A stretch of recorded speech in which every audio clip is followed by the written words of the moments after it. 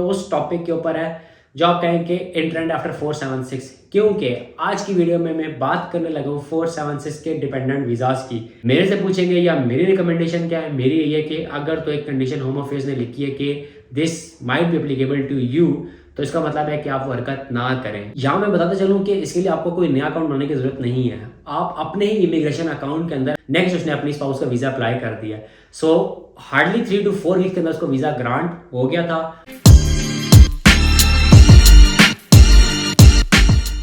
Hello, welcome and अस्सलाम वालेकुम। उम्मीद है कि आप सब खैरियत से होंगे। Welcome back to another video. आज की वीडियो उस टॉपिक के ऊपर है जो आप कहेंगे इन ट्रेंड आफ्टर 476, क्योंकि आज की वीडियो में मैं बात करने लगा हूँ 476 के डिपेंडेंट वीजाज की। क्या कंडीशंस हैं, अगर आप लोगों के निकाह हो चुके हैं या आप लोग मैरिड हैं तो किस तरह वीज़ा अप्लाई करना है, फिर वीज़े का प्रोसेसिंग टाइम क्या आ रहा है, उसकी कॉस्ट क्या है, फिर अगर आपको ग्रांट हो चुका है या आपका जो वीज़ा है इन प्रोग्रेस है और उसके ड्यूरेशन में अगर आपकी शादी होती है तो what you have to do.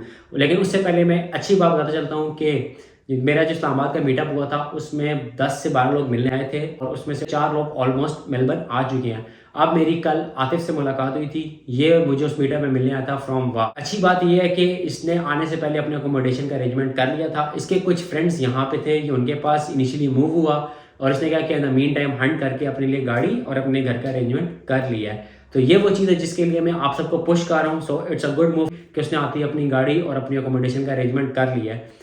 अब वो लोग जो कहते हैं कि मेरे पास लाइसेंस नहीं है या मुझे गाड़ी चलाने नहीं आती, देखें ये वो स्किल है जो आप 15 से 20 दिन में आराम से पाकिस्तान में सीख सकते हैं। अगर आपका वीज़ा ग्रांट हो चुका है और आप इनिशियली ट्रैवल का सोच रहे हैं तो मेरा मशवरा आप लोगों को यही है कि कोशिश करें कि ड्राइविंग सीख लें और अपना लाइसेंस बनवा लें। इनिशियल लाइसेंस वहाँ से बनवा के आएंगे तो यहाँ पे बहुत सारी चीज़ें आपके लिए आसान हो जाएंगी। अब एक चीज़ और यहाँ पे बताता चलूँ कि लोग कहते हैं कि इंटरनेशनल लाइसेंस बनवाना क्या ज़रूरी है या जो हमारे डिस्ट्रिक्ट का जो लाइसेंस है वो चल सकता है। अगर आपका लाइसेंस रेलेवेंट डिस्ट्रिक्ट का है तो आप आराम से चल सकते हैं। फॉर एग्जांपल अगर आपका लाइसेंस सिंध का है, इस्लामाबाद का है, पंजाब का है, तो आप इंटरनेशनल लाइसेंस बनवाने की जरूरत नहीं है। अब वो लोग जो डेफिनेटली मुझे देख रहे हैं फ्रॉम इंडिया या फ्रॉम श्रीलंका या फ्रॉम नेपाल, तो उन लोगों के लिए डेफिनेटली जो बेहतरीन गाइडेंस होगी वो उनके कोलीग्स होंगे जो यहाँ पे आ चुके हैं। ये बात मैं पाकिस्तान में इसलिए कर सकता हूँ क्योंकि मेरा अपना पंजाब का लाइसेंस था, मैंने आके उसके ऊपर ड्राइविंग की है, मुझे कोई हर्डल नहीं आई, इंटरनेशनल लाइसेंस की जरूरत नहीं पड़ती। Coming back to the topic 476 का डिपेंडेंट वीज़ा। सबसे पहले बताता चलूँ कि आप लोगों के ना वीज़े के ऊपर एक कंडीशन लगी हुई है। अगर आप जाएंगे होम अफेयर्स की वेबसाइट के ऊपर और वहाँ जाके कंडीशंस में देखेंगे तो वहाँ पे आपको साफ साफ लिखा नजर आएगा कि मस्ट नॉट मैरी और must not enter into a relationship before entering into Australia. अब यहाँ पे दो बातें आती हैं। देखें, जो भी वीज़ा कंडीशन आपके ऊपर इंपोज होती है ना, वो आपकी ना वीज़ा के जो लेटर आपको ग्रांट लेटर आता है ना उसके अंदर लिखी हुई आती है, लेकिन ये कंडीशन आपको वहाँ पे ग्रांट लेटर में लिखी हुई नज़र नहीं आएगी। ये भी मुझे तब पता चला जब मेरा मीटअप था और एक बंदे से जब मेरी डिस्कशन हुई तो उसने बोला कि जो भी कंडीशन होती है देखिए वो लिखी आती है। लाइक स्टूडेंट वीज़ा तो आपकी जो वर्क आवर लिमिट होगी, जो हेल्थ की इंश्योरेंस की कंडीशन है वो आपके वीज़ा ग्रांट लेटर में आएंगी, लेकिन ये वाली कंडीशन 476 वीज़ा में लिखी नहीं आती। But if you go to home affairs website further condition में जाएं तो वहाँ पे लिखा आता है। मेरे से पूछेंगे या मेरी रिकमेंडेशन क्या है, मेरी ये है कि अगर तो एक कंडीशन होम अफेयर्स ने लिखी है कि this might be applicable to you, तो इसका मतलब है कि आप वो हरकत ना करें। It's always better to be on the safe side. वो कहते हैं ना कि it's better to be safe than to be sorry. तो बेहतर है कि अगर आपको वीज़ा ग्रांट हो गया और आप उस टाइम सिंगल थे, आप इतना ऑस्ट्रेलिया में एंट्री शो करा दें, उसके बाद आप जाएं, अपना निकाह वगैरह करें, अपनी शादी करें और उसके बाद अपने डिपेंडेंट का वीज़ा अप्लाई करें। अब बात कर लेते हैं लोगों की जिनके वीज़ास ऑलरेडी इन प्रोग्रेस हैं और उनकी शादियां हुई हैं या उनके निकाह वगैरह हो गए, तो उनको क्या करना चाहिए। आपकी अगर शादी आपका निकाह हो गया है और आपकी एप्लीकेशन इन प्रोग्रेस है तो what you have to do is आपको notification of change of circumstances application में पुट करना है।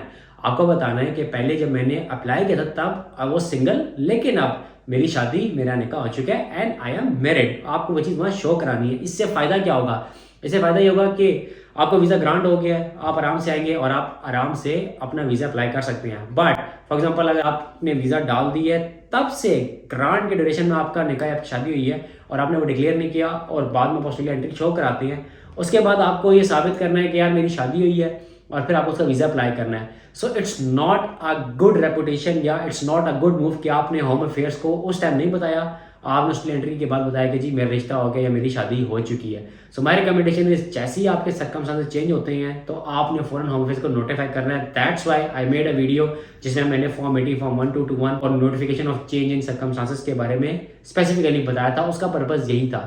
अब आ जाते हैं कि कौन से डॉक्यूमेंट मुझे चाहिए होंगे, मैं वीज़ा कैसे अप्लाई कर सकता हूँ, कितनी इसकी फ़ीस होगी।